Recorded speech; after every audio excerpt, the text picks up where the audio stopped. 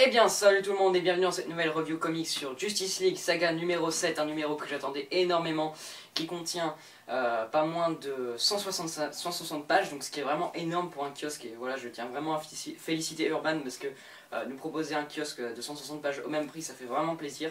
Donc au niveau du sommaire, on a les séries donc Justice League Dark, Justice League of America, Green Arrow et Flash, ainsi qu'un numéro de Phantom Stranger donc, qui prend place dans Trinity War, parce que ce numéro énormément attendu, parce que c'est surtout donc, la conclusion du crossover Trinity War. Donc comme la première partie de Trinity War, je parle dans un premier temps des deux séries qui ne sont pas concernées par le crossover, puis je parlerai en deuxième partie de Trinity War. Donc au niveau des séries donc pas concernées, donc c'est Flash et Green Arrow, donc Flash numéro 23, scénario de Francis Manapul et Brian Buccellato et dessin de Francis Manapul. Donc en termes de dessin, c'est juste magnifique. Voilà, je me répète chaque mois, mais voilà, faut le dire quoi. Francis Manapul est juste excellent sur cette série. Enfin voilà, toujours un découpage magnifique, des dessins sublimes, une très belle colo, un ancrage voilà très réussi aussi.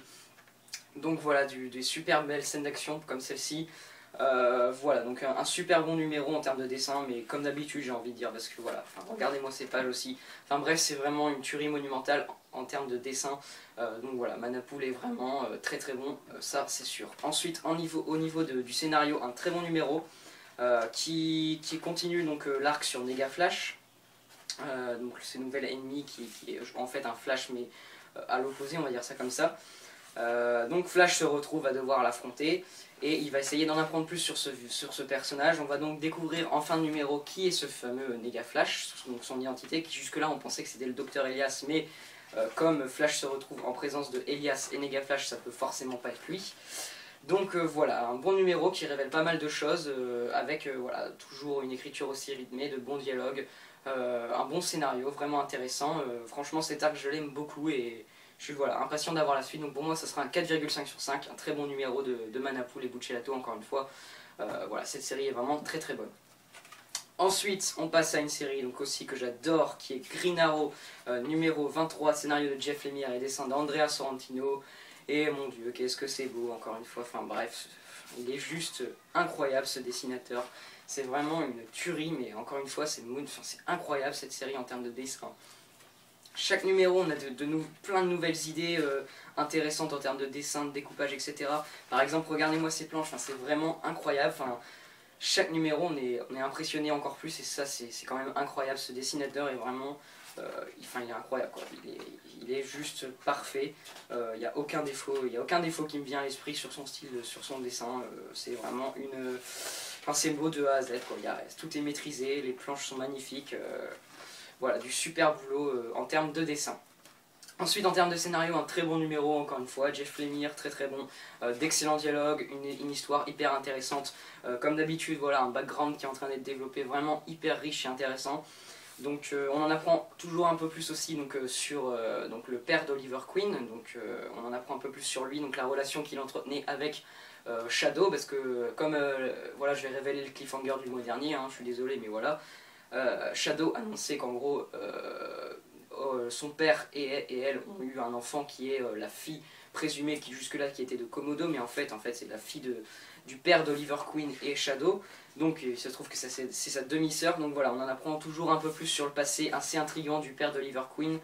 Et voilà, on découvre vraiment pas mal de choses, c'est hyper intéressant, c'est toujours aussi bien rythmé et bien écrit. Donc voilà, moi j'adore cette série, je suis vraiment... enfin voilà, j'adore cette série, c'est un gros coup de cœur et voilà, elle fait vraiment partie des excellentes séries des New 52, donc voilà, du super boulot, voilà, encore une fois, Jeff Lemire et Andrea Sorrentino font vraiment des merveilles, donc voilà, je mettrai aussi un 4,5 sur 5, très impatient de découvrir la suite, encore une fois, comme chaque mois, donc voilà, une vraie réussite ce numéro. Ensuite on passe à Trinity War, donc avant de commencer je préfère prévenir que je suis obligé de parler de ce qui s'est passé le mois dernier, donc si vous n'avez pas lu la première partie de Trinity War, arrêtez de regarder la vidéo parce que je vais spoiler la première partie, donc voilà, si vous voulez vraiment rien savoir, désolé mais je suis obligé d'en parler, donc voilà. Tout d'abord on commence avec ce Phantom Stranger numéro 11, donc, qui est un peu en interlude, on va dire ça comme ça, donc scénario de J.M. DeMatteis et dessin de Fernando Blanco. Au niveau des dessins, bon, c'est sympa, c'est un style assez particulier, mais sans trop non plus. Moi j'ai bien aimé, après c'est pas non plus ce que je préfère. mais ça reste plutôt honnête, on va dire ça. Et au niveau du scénario, donc comme je dis, je le prends vraiment comme un interlude ce numéro, donc on va s'intéresser à Phantom Stranger bien évidemment, donc qui va emmener on les retrouve dans un premier temps dans la maison des mystères et ils vont essayer de trouver un plan pour retrouver le Dr Light qui a été tué par Superman le mois dernier, hein, comme je l'ai dit, donc voilà, je spoil mais je suis désolé. Donc voilà, Superman est présumé comme meurtrier de Dr Light, donc ils vont essayer de savoir comment ça se fait et tout, et donc ils vont essayer de retrouver Dr Light.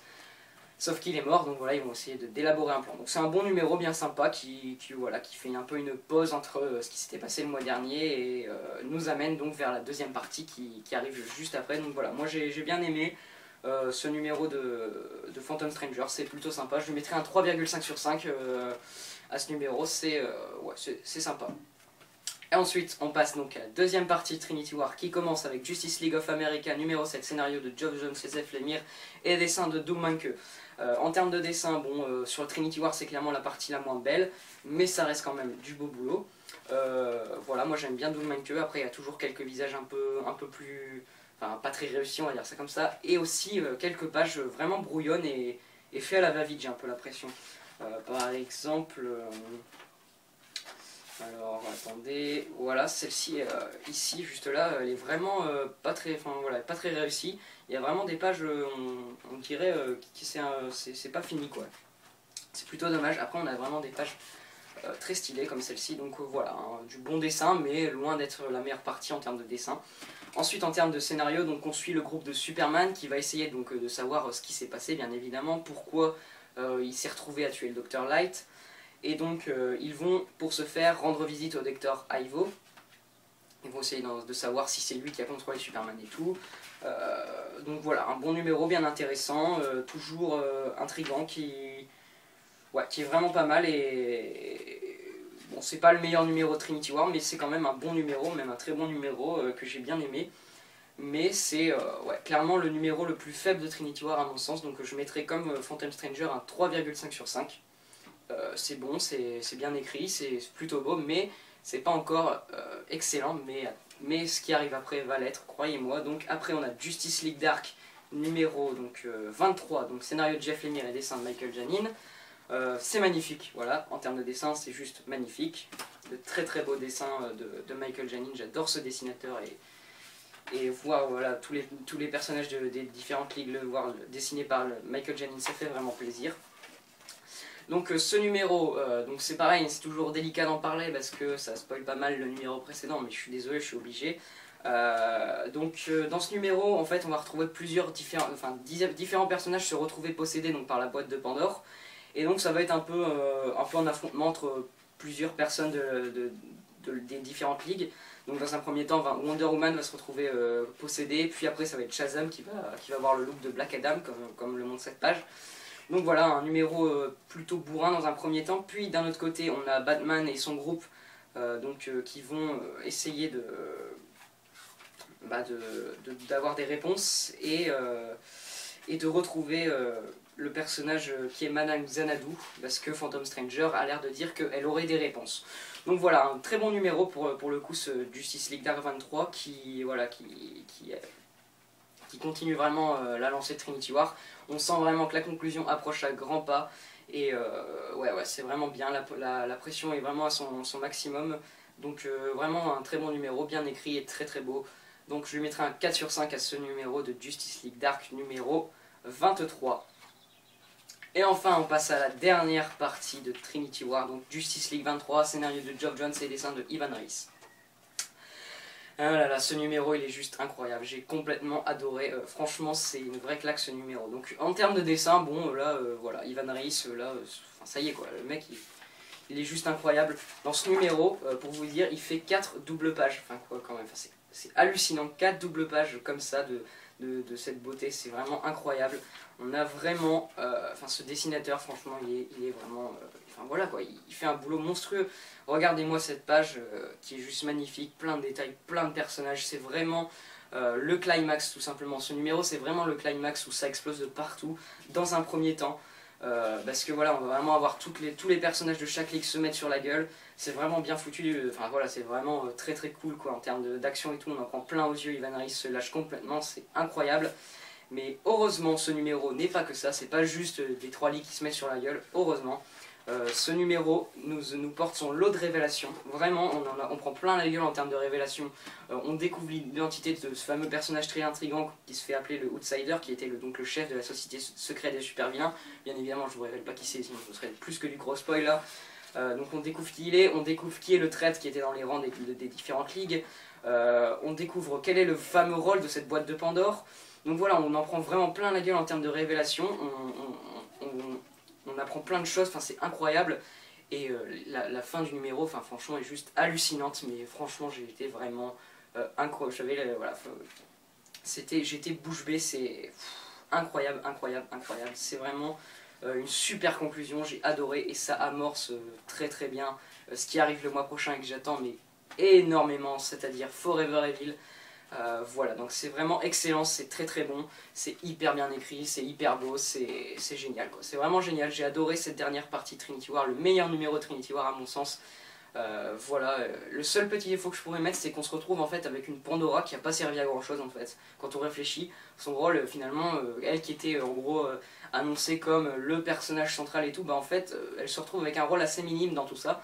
Ça peut être regrettable, mais après honnêtement, bon moi le personnage de Pandora je m'en foutais un peu. Je le voyais venir un peu gros, que finalement elle n'avait pas servi à grand chose, donc voilà, je n'ai pas été trop déçu, mais ça fait quand même partie du petit défaut du numéro, c'est que voilà, elle se retrouve avec un rôle très minime finalement. Donc c'est plutôt dommage, mais comme je dis, ça reste excellent, la fin du numéro est juste hallucinante, enfin la dernière page, bon sang, la dernière page est juste parfaite, enfin bref, une tuerie monumentale ce numéro, un gros coup de cœur sur le magazine.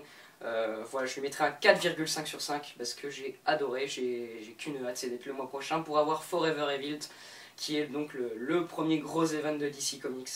Voilà, moi j'ai franchement adoré. Donc voilà, Trinity War, c'est clair qu'en fait, bah, quand on réfléchit, c'est un prologue en fait, c'est un prologue à Forever Evil. Mais ça peut être compté comme un défaut, mais moi personnellement je trouve que bah, voilà, c'est un très bon prologue, voilà, ça amorce vraiment plein de choses, c'est très très bon, et puis voilà, le dernier numéro est vraiment excellent. Donc moi je suis vraiment satisfait de Trinity War, pour moi ça remplit son boulot, c'est voilà, de l'action et des révélations, tout ce que j'attendais. Voilà, c'est un très très bon crossover je trouve, en ce qui me concerne. Donc voilà, j'en ai fini pour la review. Je vous conseille absolument donc ce Justice League Saga 7, un excellent kiosque pour moi, ouais, clairement dans le haut du panier quoi, avec Batman Saga pour moi. Faut vraiment pas passer à côté de ce numéro, enfin, voilà, il est excellent. Il y a trop de bonnes séries, que ce soit Green Arrow, Flash, les séries Justice League, enfin bref, c'est excellentissime. Je vous conseille absolument ce kiosque. Voilà, j'en ai assez dit, mais voilà, enfin bref, une tuerie monumentale. Je vous dis à la prochaine pour soit une vidéo, enfin une review comics habituelle, soit une vidéo pour le mois spécial 75 ans de Batman. A plus tout le monde, prenez Justice League Saga 7 parce que franchement c'est génial, et à la prochaine.